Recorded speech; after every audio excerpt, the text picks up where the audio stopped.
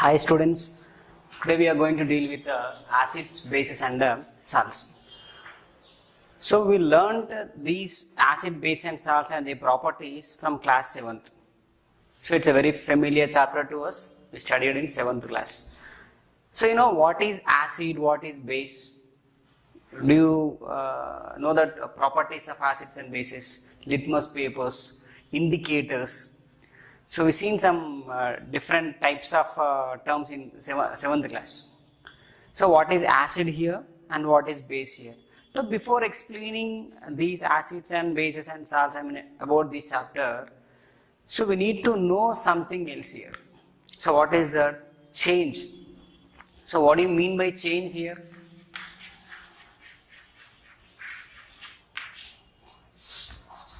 So what do you mean by change? The change is nothing but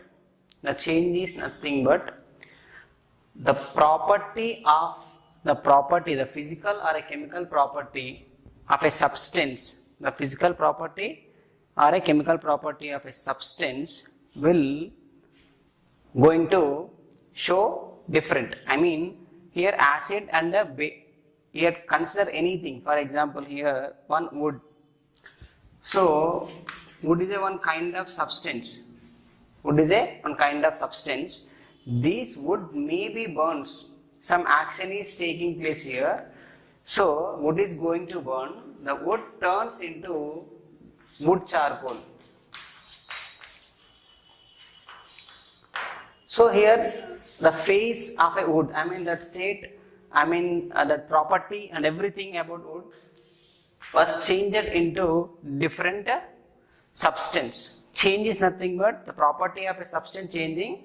What properties here? Physical property or a chemical property of a substance going to change into another substance. The quite properties are going to changing here. Change is nothing but here. So we know that we learn this from earlier sections. What is change means? Change is nothing but two types here. So physical change and chemical change. Physical change and chemical change. Physical change is a permanent, non-permanent change. Chemical change is a permanent change. So may you learn these chemical change in the lesson number 2 are called chemical equations. What is physical change? Appearance may be going to change. Appearance. So water turns into ice. Ice turns into water. Water turns into vapor. That appearance of that object, the appearance of that substance may be going to change. That is a physical change. But it is not permanent. So ice is not permanent, water is not permanent, and vapor is not permanent state, maybe going to change. Got it? So here, after completion of this, just I am giving you introduction about the what is change. Why? Because you completed the chemical equations in the earlier class. So today class is, we know what are acids, what are bases and what are salts. So salts are additionally given in our 7th class textbook, but here in this class we are going to learn more about salts. So acid and bases are what very familiar. So acid is turns blue litmus paper into red litmus paper, and base turns red litmus paper into blue litmus paper. So acids are having sour taste, burning sensation. Acids are having sour taste, burning sensation, and bitters are soapy nature, bitter in taste. Soapy to touch and bitter in taste. These are the basic properties. These are the basic properties we learned from 7th class. So we did many experimentations also. So by using some indicators here. So what are indicators? So how many types of indicators are there? Let's see once about indicators.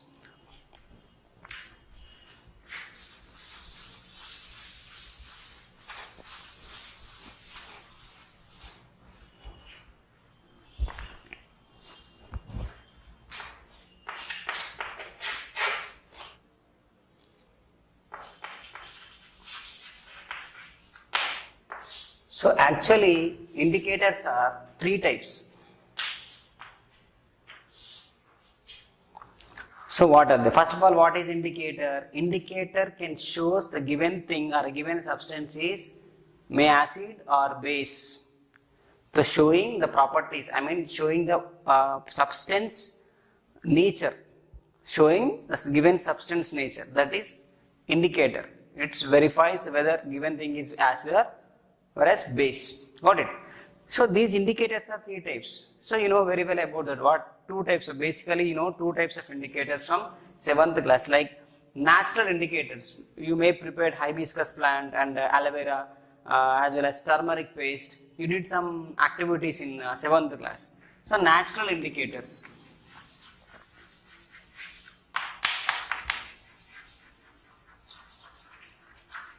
Natural indicators. And man-made or artificial indicators are chemical indicators.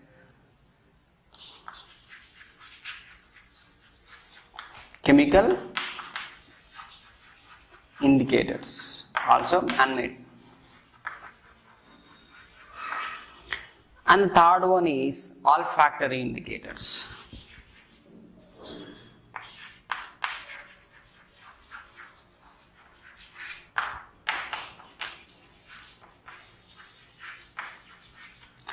Third one is olfactory indicators. These are the three types of indicators. Now, so natural indicators, chemical indicators, or man-made indicators, artificial indicators. And next, mineral indicators. Also, we can treat them as mineral indicators. Mineral indicators. The final one is olfactory indicators. Let's see what are natural indicators, which are prepared by using natural substances like leaves, petals of flowers, petals of flowers as well as vegetables, fruits. By using of these natural things, by using of these natural substances, natural indicators may be prepared. So we are having a lot of examples regarding these natural indicators. We learned in 7th class. Very briefly we learned in 7th class by using of turmeric paste. So you know, take some turmeric paste by adding some little bit of water and make that like paste. So just apply that paste over the white paper, and that time that white paper acts as a one kind of indicator. So when you sprinkle some curry over that, it shows some red color to us. So simultaneously by using hibiscus, aloe vera,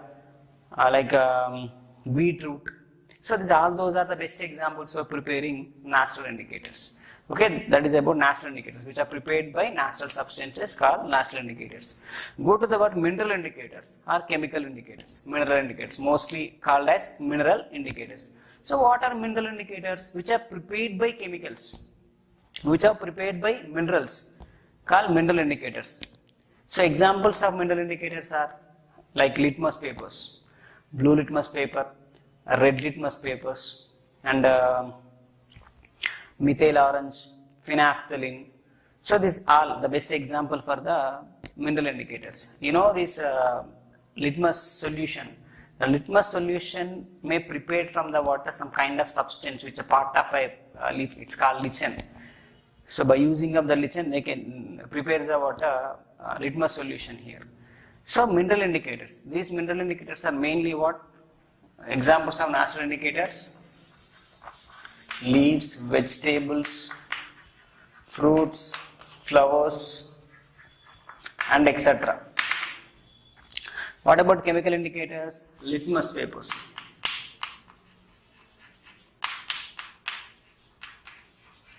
Litmus papers and phenolphthalein, methyl orange,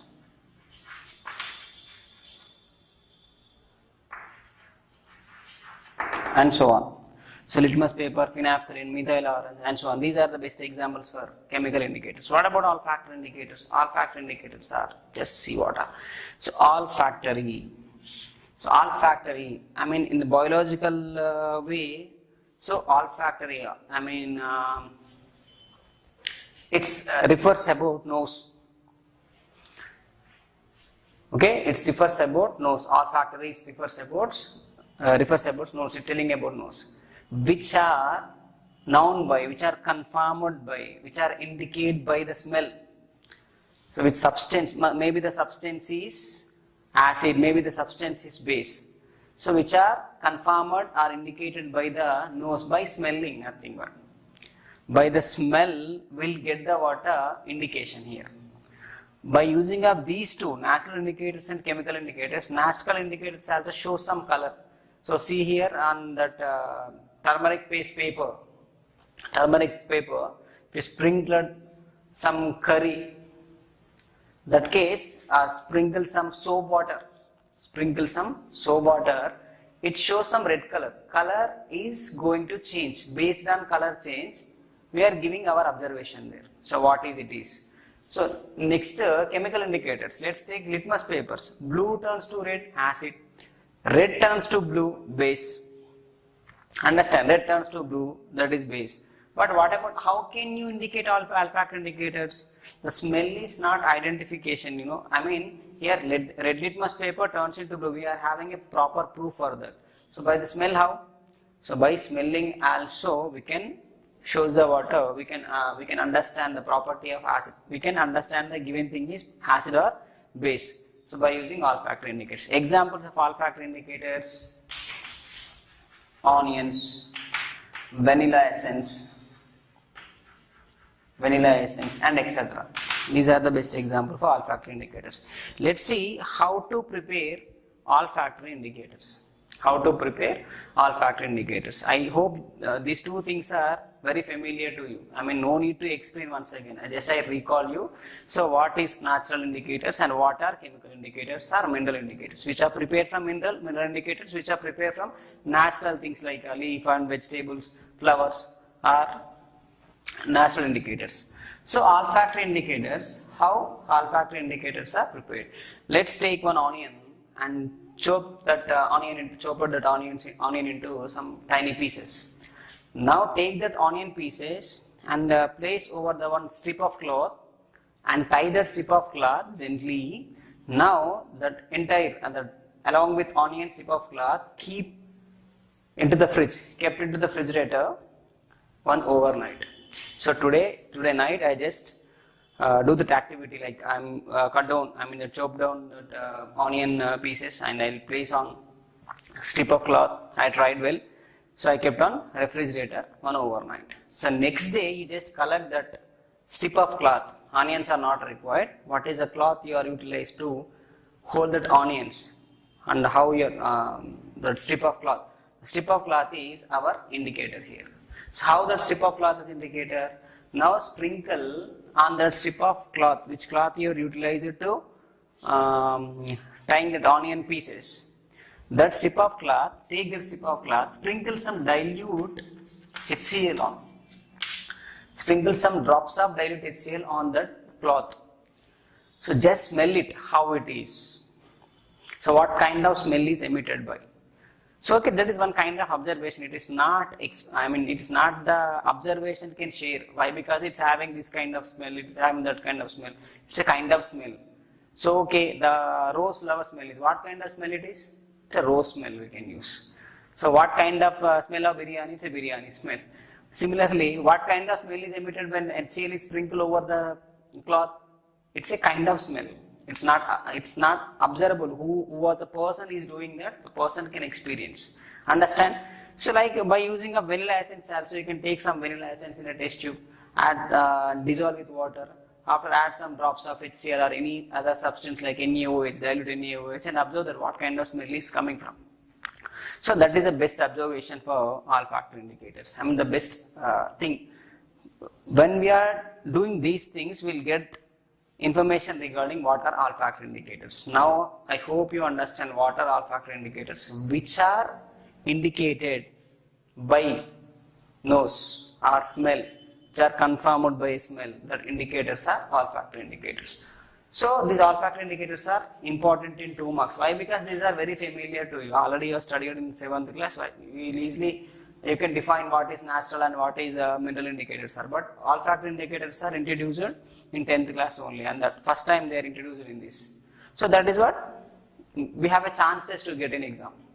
So what are olfactory indicators? Give some examples. So olfactory indicators are nothing but which are indicating by the smell, which are indicating by smelling, are called olfactory indicators. So they are prepared by using onions, vanilla essence, and so on. Clear? So let's see, we have completed indicators. Indicators are used for showing the substance, given substance may be acid or base. So this is a basic thing to confirm a given thing is acid or base. Understand? Now we know about what is acid, we know about what is base. Let's see what are the properties of acids and bases. Let's see what are the properties of acids and bases. So for that we need some samples of acids and we need some samples of bases to confirming what properties can acid shows. So one more thing, so that properties means changing color from red to blue, blue to red. That is showing the indication which it is. But property of a acid is, you learned in 7th class, when acid dissolves, when acids combines with water, and that case acid releases H plus ions. So acids contains nothing but H plus ions. Bases contain OH minus ions. So let's see about them. What acids contain, what bases contain in next. Okay? So let's see properties of acids and bases.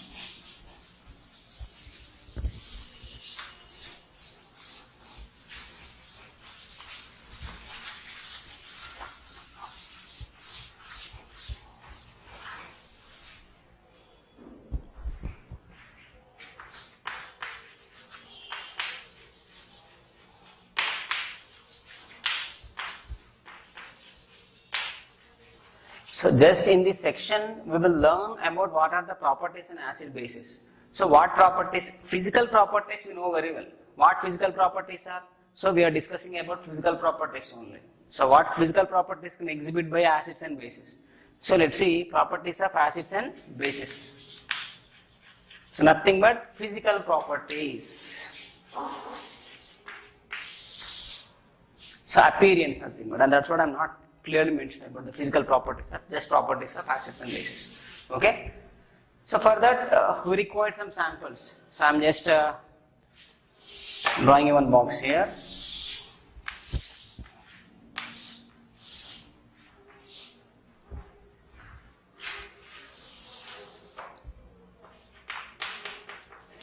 Serial number and sample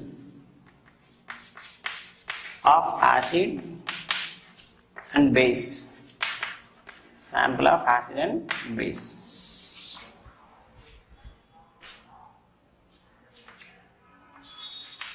Reaction with red litmus.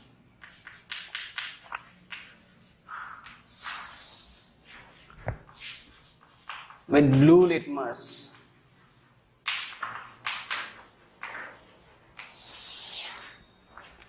Next, with methyl orange.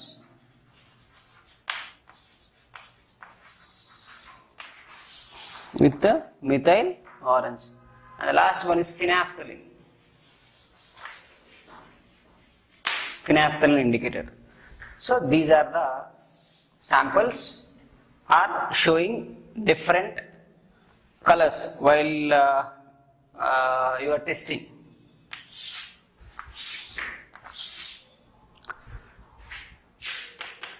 Samples are dilute HCl, dilute H2SO4, dilute HNO3 and CH3COOH,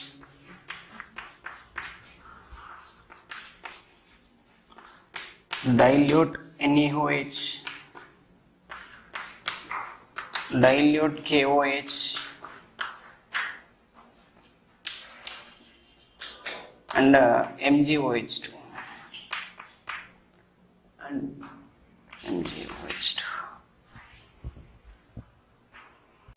So HCl, what are the samples we are taking as acid? What are the samples of acid and bases we are taking here? HCl, H2SO4, HNO3, CH3COOH, dilute NaOH and potassium hydroxide and magnesium hydroxide. These are the samples we just took. So prepare these samples also. Methyl orange sample, phenolphthalein sample, litmus papers are you know very well. Now dip red litmus paper, dip red litmus paper in HCl sample. What is the change? Do you notice it here? What is the change? Do you notice it here?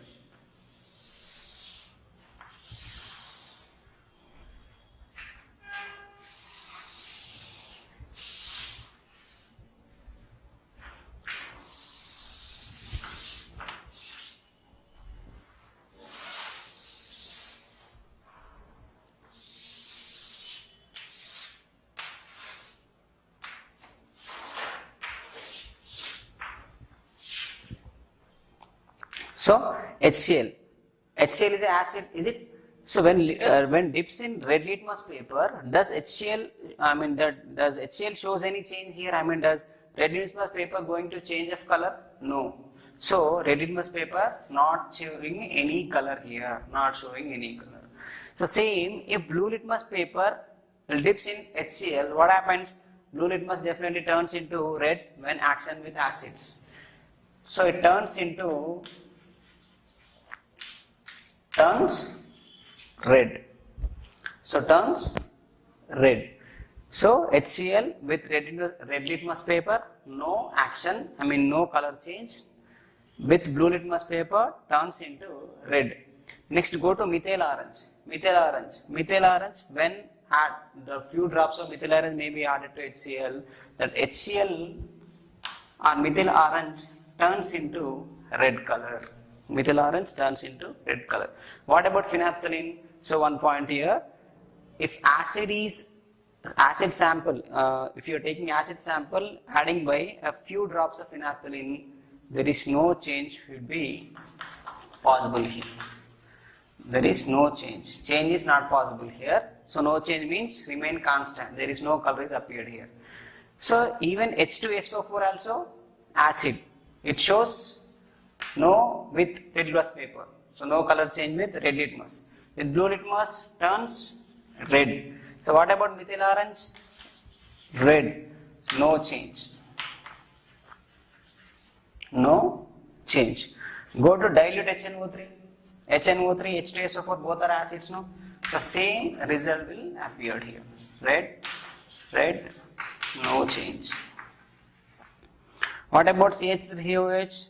Nitric acid, sulfuric acid, hydrochloric acid. Hydrochloric, sulfuric, nitric, acetic acid. It is also acid. No, red, no change. So acids are almost having common properties which are exhibited by the these litmus papers and methyl orange phenolphthalein indicator. So NaOH, it's a base, sodium hydroxide. NaOH is sodium hydroxide. When it's treating with red litmus paper, turns blue. What about blue litmus paper? No change. No color change. Methyl orange, yellow. Methyl orange shows yellow color. Phenolphthalein shows pink color. If base is added to phenolphthalein, pink color. Methyl orange to yellow. Remaining both are what? Bases only, no? So KOH base, blue, no, yellow, and pink. Based on these table also, we'll expect many questions, even 4 marks question also. So MgOH, blue. You must remember this all. What about phenolphthalein with base? It's pink color. What about with acid? No color. So what about acid with methyl orange? Red color. What about base with methyl orange? Yellow color, like that. So these are very important. The table is very important. Got it? So after this, in the next class we will continue about what are the chemical properties of acids and bases. These are the properties which we are completed in 7th class also, like these two, like litmus paper, blue litmus paper, and the methyl orange, phenolphthalein. So we already know about this table, but once again we recall. So in the next class, the main properties of acids and bases, like how acids are treating with metals, how bases are treating with metals, how acids are treating with carbonates and bases are treating with carbonates. So we'll continue in next class about this. And